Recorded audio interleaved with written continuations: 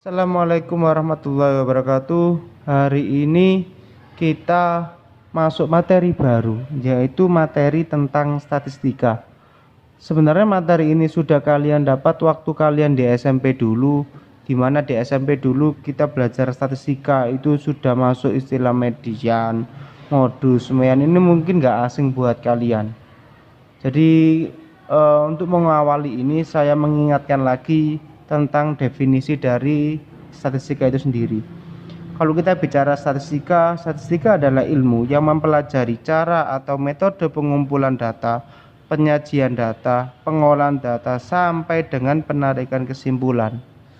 Jadi yang dibahas di sini mulai dari pengumpulan data, bagaimana cara mengumpulkan data, selanjutnya bagaimana cara menyajikan datanya nanti, tujuannya apa? Tujuannya biar yang memperhatikan, biar yang melihat juga paham tulisan kita, juga paham maksud dari penyusunnya.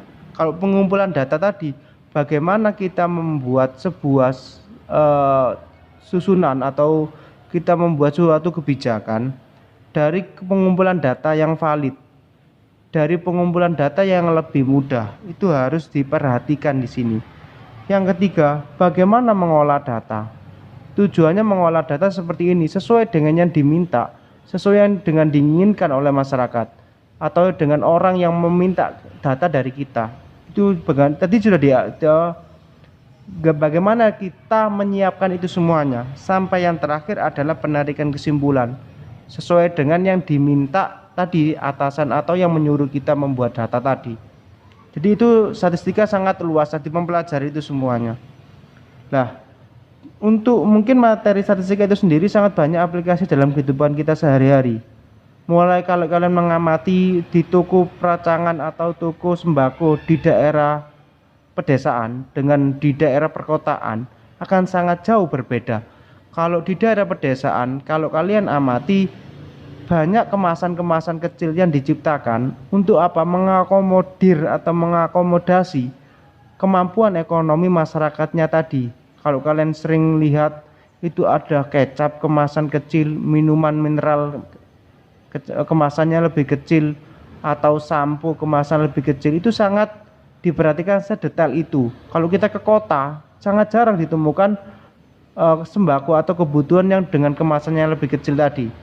Nah, seseorang atau sebuah perusahaan untuk membuat produk seperti itu tidak sembarangan. Dia harus memperhatikan karakteristik masyarakatnya tadi. Dia sudah mengamati jauh-jauh hari.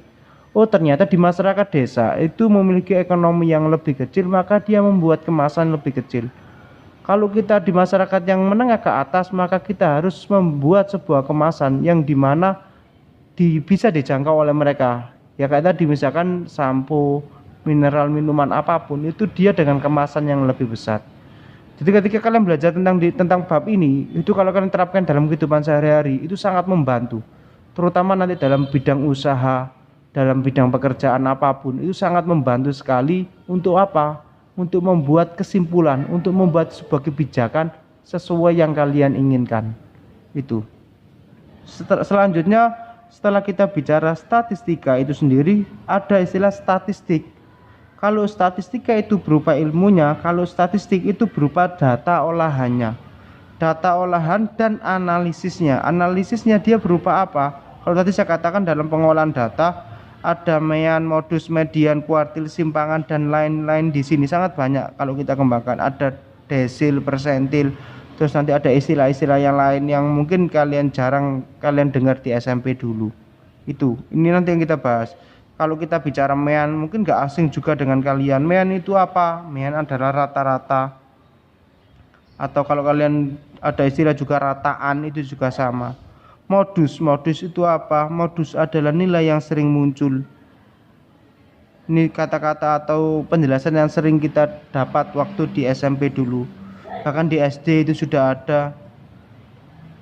Kalau kita bicara median, median itu apa? Median adalah nilai tengah. Kuartil, simpangan, dan lain-lain itu nanti kita pelajari di selanjutnya.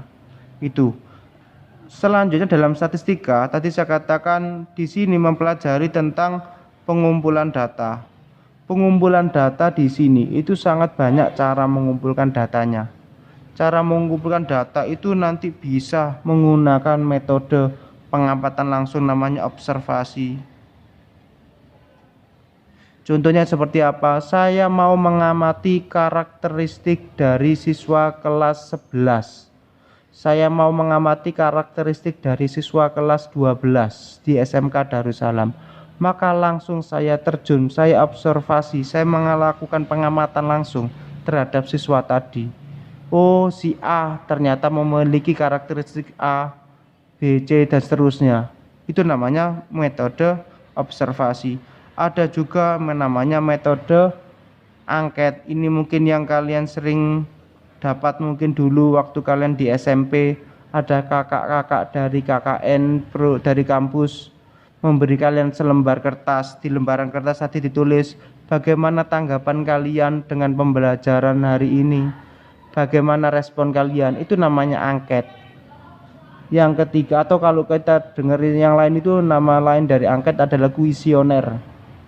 Yang ketiga ada juga namanya adalah wawancara.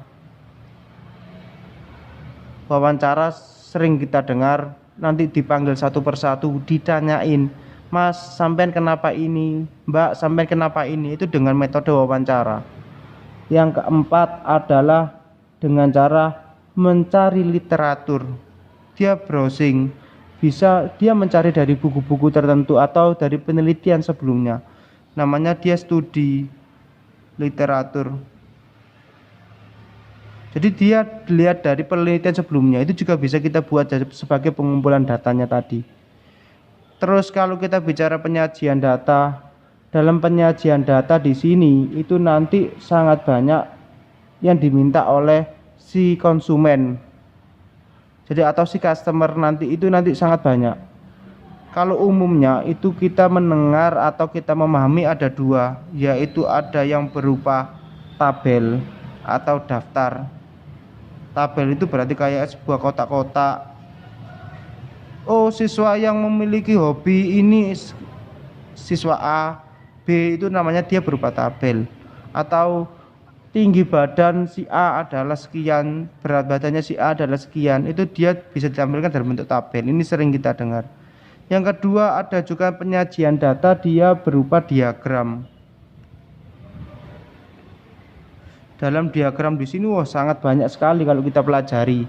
Apa saja sangat banyak, misalkan diagram batang. Ada juga diagram garis. Ada juga istilah diagram lingkaran. Ada istilah batang, daun, kotak, garis, histogram, poligon, frekuensi, itu sangat banyak.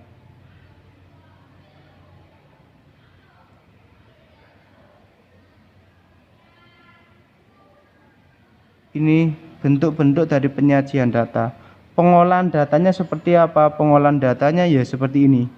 Karena nanti kan berupa olahan, bisa main modus media dan seterusnya. Nah, menarikan simpulan nanti lebih luas dari itu semuanya. Itu statistika, sangat banyak, sangat dekat dengan kita. Atau kalau kalian menggunakan statistika dalam kehidupan sehari-hari, sangat bermanfaat sekali itu nanti untuk memajukan usaha kalian itu. Selanjutnya dalam bab ini untuk pertama kali tadi sudah mengenal beberapa pengumpulan data. Selanjutnya adalah penyajian data. Mungkin ada sedikit tugas kalian diminta untuk menulis berapa tinggi kalian, tinggi badan kalian. Yang kedua, berapa berat badan kalian.